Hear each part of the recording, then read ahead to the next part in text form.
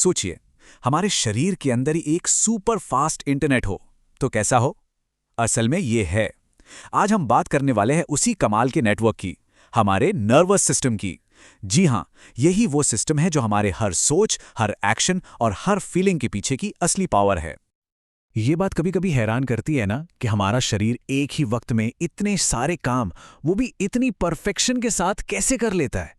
बिल्कुल एक बढ़िया ऑर्केस्ट्रा की तरह, जहां हर म्यूजिशियन एक दूसरे के साथ तालमेल में है। तो सवाल ये है कि इस पूरे शो का कंडक्टर कौन है। अच्छा, एक सिचुएशन इमेजिन करते हैं।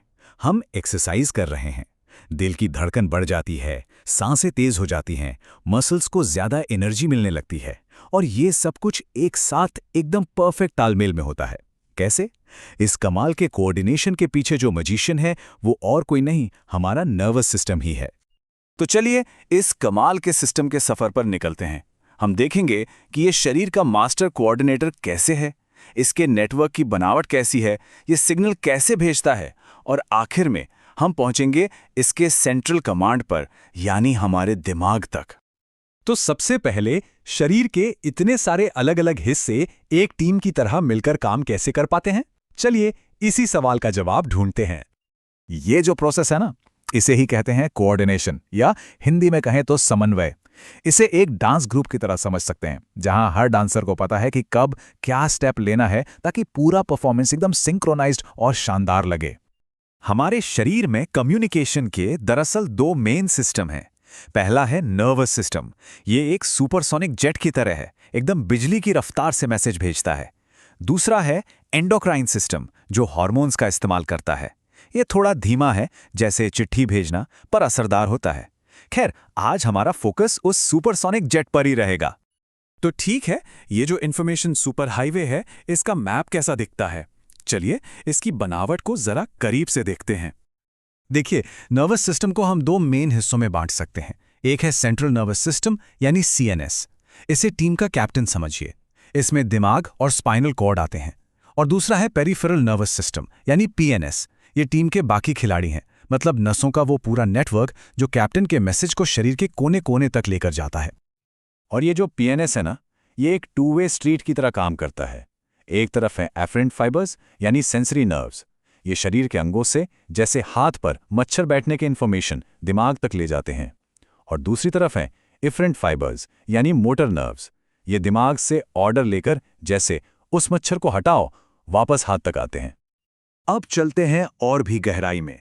जरा जूम इन करके देखते हैं कि ये सिग्नल्स असल में एक सेल से दूसरे सेल तक पहुंचते कैसे हैं। अब हम माइक्रोस्कोपिक लेवल पर जा रहे हैं।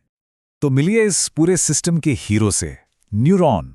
ये एक माइक्रोस्कोपिक सेल है, लेकिन यही हमारे नर्वस सिस्टम की सबसे बेसिक यूनिट है। इसका काम ही है इंफॉर्मेशन को एक जगह से दूसरी जगह भेजना। और हमारे दिमाग में ही करीब 86 बिलियन, जी हां, 86 बिलियन न्यूरॉन्स होते हैं। अब एक न्यूरॉन के स्ट्रक्चर को देखें तो इसके तीन मेन पार्ट्स होते हैं। सबसे पहले हैं डेंड्राइट्स। ये एंटीना की तरह काम करते हैं जो सिग्नल्स को रिसीव करते हैं। फिर आती है सेल बॉडी। ये प्रोसेसर है जो सिग्नल को प्रोसेस करता है। और आखिर में है एक्सॉन, एक लंबा फाइबर।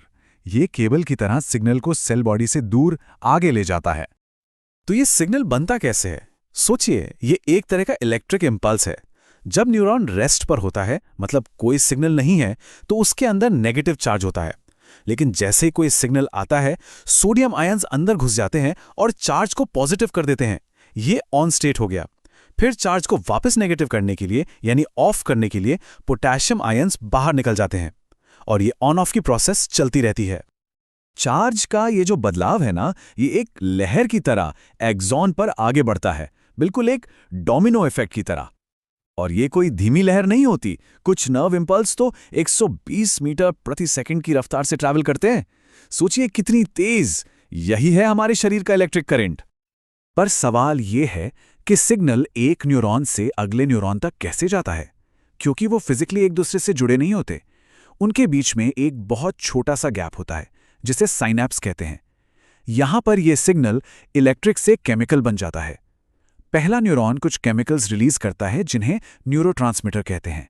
ये केमिकल्स उस गैप को पार करके अगले न्यूरॉन से जुड़ जाते हैं और वहां फिर से एक नया इलेक्ट्रिक सिग्नल शुरू कर देते हैं, बिल्कुल एक रिले रेस की तरह। तो हमने देख लिया कि सिग्नल ट्रैवल कैसे करता है। अब वापस चलते हैं उस सेंट्रल कमांड की तरफ, उस मेन प्रोसेसर की तरफ जो इन सारे सिग्नल्स को समझता है और सारे फैसले लेता है। और वो सेंट्रल कमांड है हमारा दिमाग। ये हमारे शरीर का सेंट्रल इंफॉर्मेशन प्रोसेसिंग ऑर्गन है। समझिए, ये पूरे सिस्टम का बॉस है जो सारी इंफॉर्मेशन को प्रोसेस करता है, ऑर्डर देता है और कंट्रोल करता है।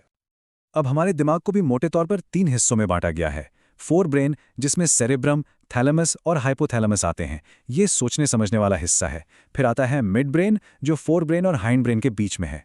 और आखिर में है हाइंड ब्रेन। इसमें पॉन्स, सेरिबेलम और मेडुला होते हैं जो कई जरूरी फंक्शंस को कंट्रोल करते हैं। तो ये दिमाग कंट्रोल क्या क्या करता है असल में? लगभग सब कुछ।